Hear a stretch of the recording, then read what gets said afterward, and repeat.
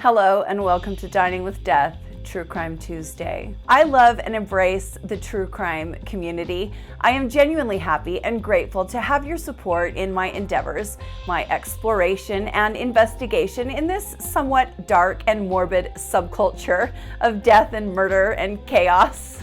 I feel at home here, as do many of you. We like to talk about things that many people find distasteful. I accept that. I embrace that.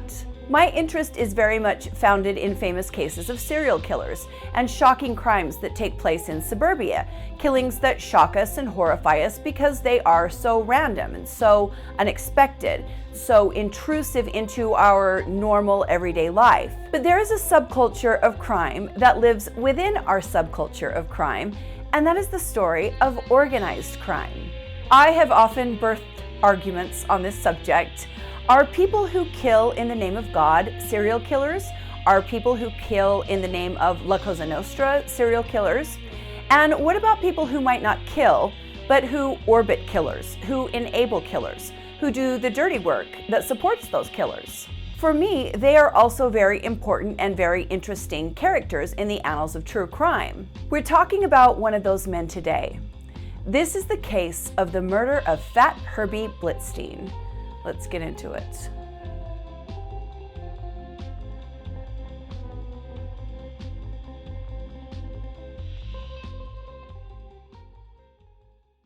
He was a nice guy. I like Herbie. Yeah. He got killed by some punks because they tried to rob him. Or is that just a home invasion then? No, that was set up. That was, from what I understand. They set him up and one guy left the door open. So they went in the house and they waited for Herbie to come home. He was Herbie's business partner. Left the door open. One of the sliding doors. I know 1997 might seem like a long time ago to some of you. I get that. It doesn't seem like that long ago for me. We talk a lot about the 1920s through the 1950s when it comes to the Mafia, but the Mafia still exists. It's much, much different than it was back then, but I can promise you it's very much alive. I know a couple of gangsters and people who are gangster adjacent. The Mafia is alive and well in Las Vegas, working under the umbrella of the Chicago outfit, which, yes, is part of the Mafia. Every time I post a video about mobsters in the Chicago outfit, I get people saying the Chicago outfit is not the Mafia. I don't know where you guys get that information, but yes, it's the Mafia. It's the same thing. It's a different branch of the Mafia, but it's the Mafia. Its name in law enforcement is the Chicago Mafia, and the term outfit is just kind of a slang term that gangsters used in the 1920s. So anyway, throughout the 70s, 80s, and 90s, there was a well-known mobster known as Fat Herbie. Herbert Blitzstein was born into a Jewish family in Chicago in 1934. Herbie started working what was known as the rackets in the 1950s. He was a loan shark. He was a bookmaker, and he soon rose through the ranks of the Mafia to become lieutenant to Tony the Ant Spilotro. Tony the Ant was part of the infamous Hole-in-the-Wall gang, named that because of their method of robbing. They would drill through the exterior walls and ceilings of the homes that they burglarized. Tony the Ant was like Herbie in that he was born in Chicago and then migrated to Las Vegas in 1971 to manage the branch of the Chicago outfit there. Las Vegas was where Tony formed the Hole-in-the-Wall gang. The man you saw speaking at the beginning of this episode is Frank Collada, who came from Chicago to Las Vegas in 1979 to join Tony the Ant, and Frank was part of his crew. Frank just recently passed away from COVID in August of 2020 when he was 81 years old. Frank is a very famous mobster, especially in Las Vegas, but he's probably most famous for being the real-life mafia figure who worked with author Nicholas Pileggi on his book Casino that later became a Martin Scorsese film, and what a great film it is. Fat Herbie was a character. He was only 6 feet tall, but he weighed over 300 pounds. He was known for this sweet goatee that was way ahead of its time, and he dressed very flamboyantly. He was a mobster's mobster. He also drove a 1973 Cadillac Eldorado, which is just a few years newer than my dream car, the 1970 Cadillac Eldorado convertible. So I kind of like old Fat Herbie. He had panache, he had flair, and I like that. He looked a lot like Luciano Pavarotti, the opera singer. People remember Herbie as a one-of-a-kind guy. He was very intimidating and could stare you down like no one else, but he was also happy-go-lucky and kind of a laid-back guy until he needed to be intimidating. Herbie married quite a few times, and while he was still in Chicago, he spent a lot of time at Phil Aldericio's bar called the Trade Winds. Phil was an enforcer and hitman for the Chicago outfit. Herbie also worked a lot with bookmaker Henry Kushner, who was convicted of bookmaking by the FBI and was sent to prison. Herbie then took over Kushner's clientele, and that got Herbie arrested and jailed. When he was released, he moved to Las Vegas to serve as the muscle for Tony the Ant Spilotro. Tony and his brother John ran the Gold Rush Limited jewelry store on West Sahara, and Herbie joined them in that venture upon moving to Vegas. They used that store as a front to fence stolen goods like jewelry and electronics. Herbie and Tony the Ant Spilotro came up together in Chicago, and the two were the prime suspects in the 1967 slaying of Chicago racketeer Arthie Booty Cowan, although law enforcement could never put a case together on that murder. They became most known for their participation in the Hole-in-the-Wall gang. This gang consisted of Anthony the Ant, Tony Spilotro, his brother Michael, Fat Herbie, and a handful of thieves, including Peanuts Panksco, Pops Panksco, Frank DeLegge, Michael LaJoy, Joseph D'Argento, Gerald Tomaszek, Peter Basil, and Carl Urbanati, who were all former Chicago associates. Vegas gangsters like Ernie DeVino and Crazy Larry Newman, Sonny Romano, and Frank Collada were a part of the gang, and they even had a former Vegas detective, Joseph Blasco, on the team who usually acted as a lookout. The gang was pretty successful for a long time, but the FBI was watching them. In 1981, the Hole-in-the-Wall gang was busted for robbing Bertha's Home Furnishings on East Sahara, but Herbie managed to steer clear of a conviction on that, but he did go to prison for a few years for credit card fraud, a separate charge. He spent 4 years in prison and was released in 1991. Herbie was then added to Las Vegas' infamous Black Book, which is a list of people that are banned from all casino activity because of their criminal record or because of what law enforcement deems as an unsavory reputation. Las Vegas is very much still about the white hats versus the black hats. You know, the cops go the extra mile, but so do the crooks. After he was released for credit card fraud, Fat Herbie partnered with another gangster named Joe DeLuca. It was a business for buying, selling, and repairing cars called Any Auto Repair. DeLuca oversaw the business, and he and Fat Herbie used the cash that the legitimate business generated to finance their loan shark operation, and then the two split all of the profits. The problem was that DeLuca and Fat Herbie weren't giving a cut to the mob, and that would later become a very big problem, especially after Anthony the Ant Spilotro was murdered in 1986 back in Chicago, leaving Fat Herbie, his friend, without his protection. 1994. The FBI undertook an undercover investigation into the Las Vegas organized crime scene, and they titled this probe Operation Thin Crust. They created a bar, a social club, built by the FBI to entice known mobsters to come and hang out at. The FBI had enlisted the help of 37-year-old Anthony Angeletti, who was an ex-con with ties to the Genovese crime family in New York. But Anthony had turned informant for the FBI after he got into some really serious trouble in Los Angeles.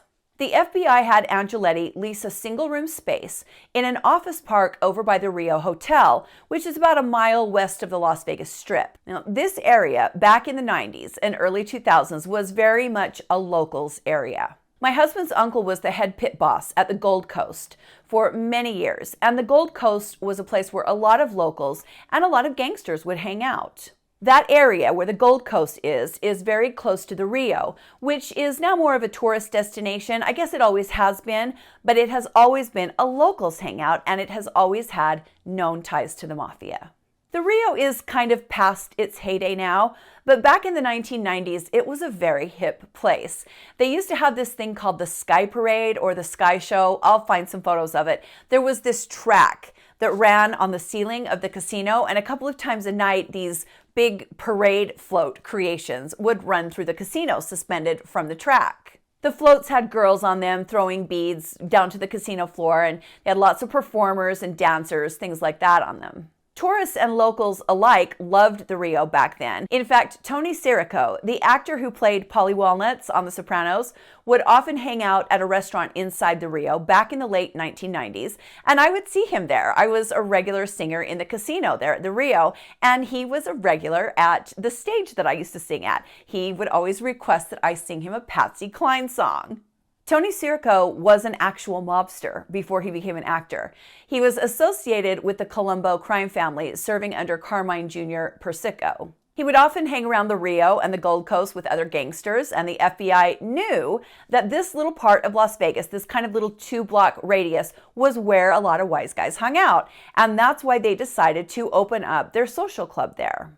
They called their social club Seabreeze, and they outfitted it with refrigeration units and a stove where their informant, Anthony Angeletti, prepared Italian food to be served in the club. Their plan worked. Seabreeze very quickly became a popular spot for local gangsters, but those gangsters had no idea that the place was completely wired with microphones, and everything they ever said at Seabreeze was being listened to and tape recorded.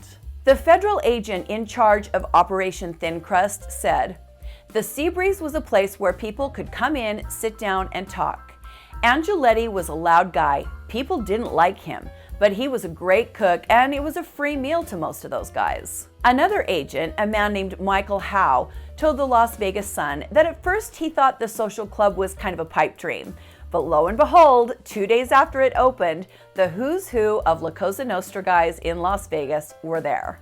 Another agent named Charles Maurer said to The Sun, "This is how La Cosa Nostra people spend their day. Their lifestyles are a lot different from ours. They get up in the morning, but they don't go to work. They go to the club, and they sit and talk about old stories." Now, this agent, Charles Maurer, was placed inside Seabreeze working undercover, playing the part of a mobster. Not even Anthony Angeletti, the supposed owner of Seabreeze, knew that Charles Maurer was in fact an FBI agent and not an actual gangster. Now, it wasn't too long before Fat Herbie Blitzstein became a regular at the social club. Herbie and his longtime mob associate, John Bronco, could often be found at Seabreeze. Herbie and John did time together in a federal prison in California in the late 1980s, and they were close. Bronco was a counterfeiter and was revered as a really tough mob soldier from Los Angeles. So Herbie and John were hanging around at Seabreeze with mobsters like Peter Vincent Caruso, Louis Caruso, no relation to Peter, and LA boss Peter Milano, who always had his brother and underboss Carmine Milano with him. John Bronco would end up playing a pivotal role in the demise of Fat Herbie Blitzstein, even though they were friends. 1996. The Seabreeze Social Club had been in operation for a while, and the mobsters who hung out there were more and more comfortable all the time. At first, they were somewhat guarded in what they said while they were at Seabreeze, but as the years wore on and none of them were busted for things they had talked about at Seabreeze, they were convinced it was a legitimate Mafia safe place, and they started speaking more openly. John Bronco, Fat Herbie's friend, began to propose crimes to the other guys at Seabreeze. He wanted them to form a crew that would break into Becky Benen's home. Now, Becky was the sister of Ted Binion. I've covered Ted on my other playlist, Dining with Death. Ted was the owner of Binion's Horseshoe. Fat Herbie and Ted Binion were really good friends, and Herbie knew that Ted's sister, Becky, lived an opulent lifestyle and kept a lot of valuable items in her home. John also wanted to burglarize the home of a very wealthy nightclub owner in Beverly Hills. Now, the rest of the gangsters were not so convinced that these kinds of high-profile burglaries were a good idea, and John was never able to convince the rest of them to go through with the burglaries, but John did convince Peter Caruso to help him strong-arm some Las Vegas escort services into paying them protection money a couple of times a year. Louis Caruso, who had several successful legitimate businesses in Los Angeles, decided that he was going to bring some of those businesses to Las Vegas. Louis Caruso was an old-school mobster. He was a stickler for the founding principles of the Mafia, like loyalty and respect for the mob hierarchy. Fat Herbie didn't know it at the time, but Louis Caruso would end up playing a big part in his murder. May of 1996. Herbie Blitzstein was a regular at a strip club on Paradise Road across from the Hard Rock Casino, which used to be on the corner of Paradise and I believe Harmon. Herbie spent so much time at this club that he laid claim to a particular booth there. It was his booth. That's how he saw it anyway. One night in May of 1996, Herbie walked into the club and there in his booth sat Louis Caruso with some other Los Angeles mobsters. Some people believe that Louis Caruso knew this was Herbie's booth and he sat there on purpose to make a statement to Herbie, to start something with Herbie. Well, Fat Herbie didn't know Louis Caruso by sight. He only knew him by name. Even though both men had spent time at the Seabreeze, they hadn't crossed paths yet or met in person at the time. So when Fat Herbie walked in and saw a group of men sitting in his booth, he had the bouncer throw them out of the booth, but the men stayed at the club. The group of men were, of course, incredibly offended and stared Fat Herbie down as they sat in the club. Louis Caruso was seething with rage at this act of disrespect, and even though he stayed, he was stewing in anger. John Bronco, Herbie's friend, came in to join Herbie at the club, and Fat Herbie told John, "Those assholes were in my booth, and look, now they're staring us down." Well, John Bronco knew immediately they had a huge problem because he recognized his fellow LA gangster, Louis Caruso. Bronco went up to Louis Caruso in the club and attempted to explain that Fat Herbie didn't know who he was and that he would have never had the group thrown out of his booth had he recognized who Louis was, but Louis Caruso was not hearing the apology. After the club incident, Louis took the matter to LA mob boss Peter Milano, which prompted Peter to call for a sit-down in LA in June, but the sit-down went south. At the sit-down, John Bronco explained to the boss that Fat Herbie meant no disrespect. But then a man named Vincent Cacci, who was serving as the arbitrator at the sit-down, looked to the back of the room where he saw two men. The men were Hell's Angels that Louis Caruso had brought to the sit-down for protection.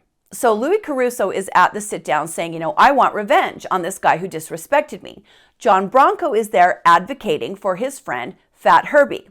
Well, Vincent Cacci did not like the fact that Louis Caruso had brought Hell's Angels to their sit-down. Vincent Cacci actually flew into a rage at Caruso, stating it was an act of immense disrespect to both him and the entire family, and he was furious that Caruso would bring two non-family members, two bikers that weren't part of La Cosa Nostra, to the sit-down.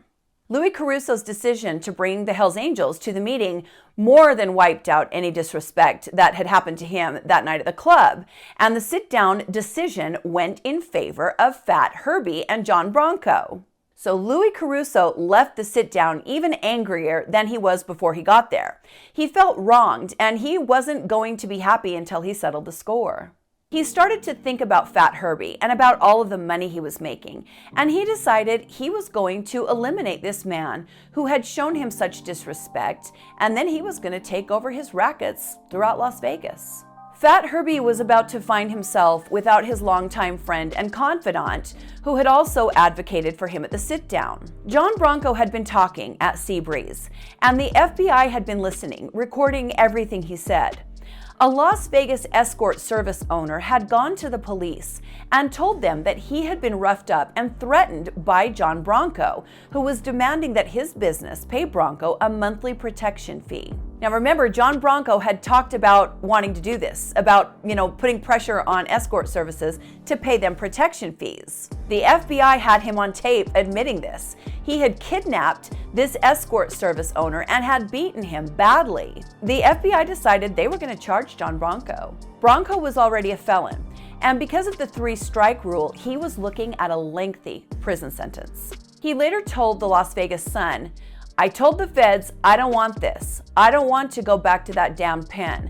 I don't want my wife to go through what she had to do, starving to death while I'm pulling time." John Bronco turned against La Cosa Nostra and became an informant. The FBI had to be very careful about how they were going to proceed. They didn't want to spoil their long-standing undercover work, Operation Thin Crust, and they didn't want Seabreeze to be uncovered as an FBI sting location. Agents began to coach Bronco on how to work for them while he was still inside the Mafia. The agents did not tell John Bronco that Charles Maurer, the FBI agent, was undercover in the club. They were playing things very close to the vest. They didn't even tell Angeletti, the supposed owner, that Bronco had turned informant, and they didn't tell Bronco that Angeletti was working with them either. So nobody knew what was really going on. The FBI had lost confidence that Angeletti was actually helping them. He had steered them wrong on a couple of issues, and they no longer believed they could trust him. So they started to rely more and more on John Bronco. October 1997. John Bronco went to the FBI agents running Operation Thin Crust and told them there was a plot by members of the Los Angeles and Buffalo mobs to steal from Fat Herbie Blitzstein his loan sharking and other rackets. The FBI would later say that they were never aware there was talk about killing Fat Herbie. Well, that doesn't really pass the test for me. Did they think they were just going to take Fat Herbie's businesses from him and he was just going to roll over and let that happen? That's a little tough to believe. Gangsters don't do that. The agents had to know that there was some kind of violence planned against Fat Herbie. At this time, the FBI decided to tell John Bronco that Charles Maurer was not actually in the Mafia, but was in fact an undercover FBI agent. The FBI put Fat Herbie's home under surveillance. John Bronco came back to the FBI and insisted the LA gangsters, they're going to kill Fat Herbie. Even though John Bronco had turned informant, he was still watching out for his friend. So with the FBI watching, Bronco went to the LA group and opposed the plan. They met at a Las Vegas Denny's on January 4th, 1997. Bronco told them he thought it was a dangerous time to carry out a hit.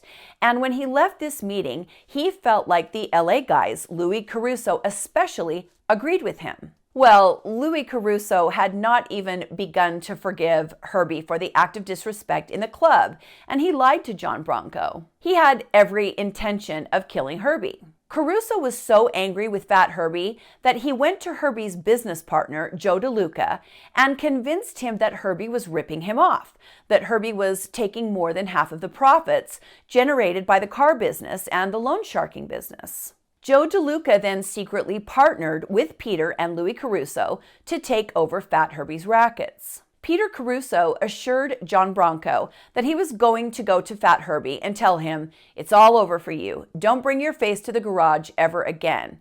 And tell Fat Herbie that the LA guys were taking over his businesses. Now, that is not what they actually had planned.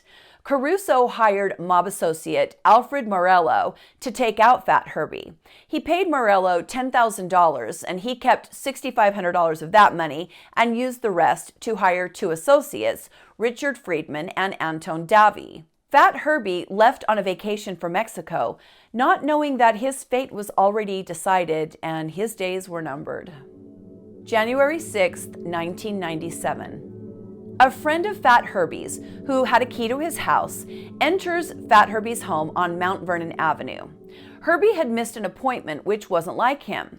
There, this friend saw Herbie Blitzstein slumped over in a chair. He approached him, but he could see he was dead.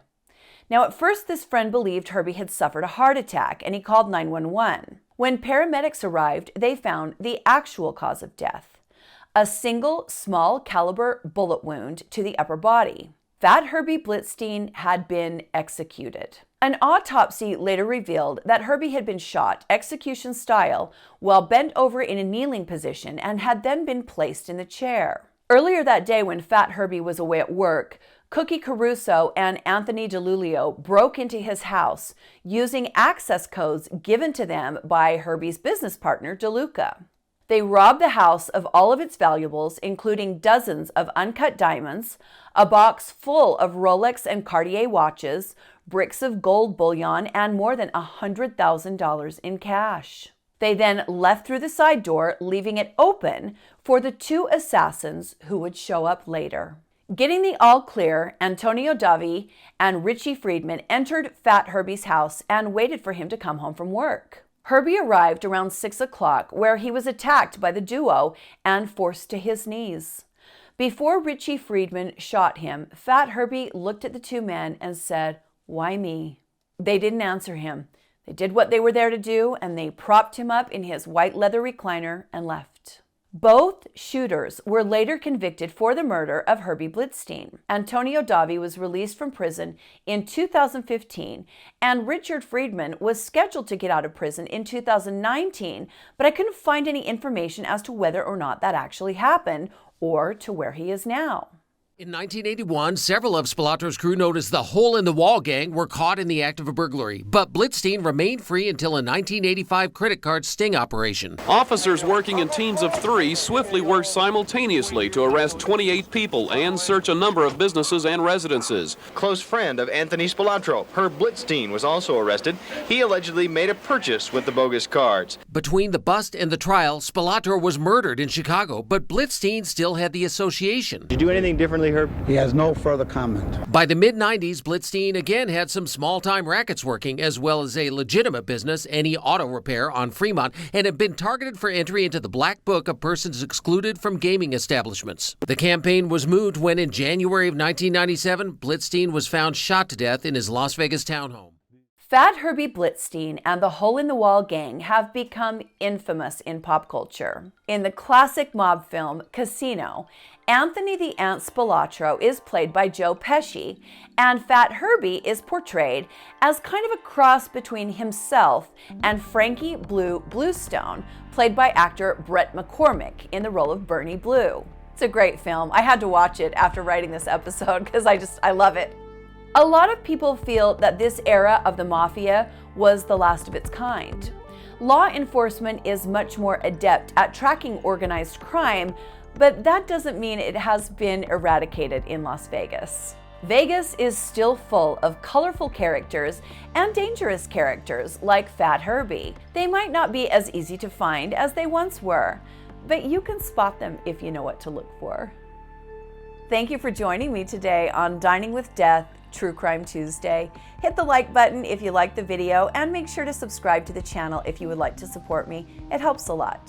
Stay safe and be kind to each other, and I'll see you next time on Dining with Death. Bye.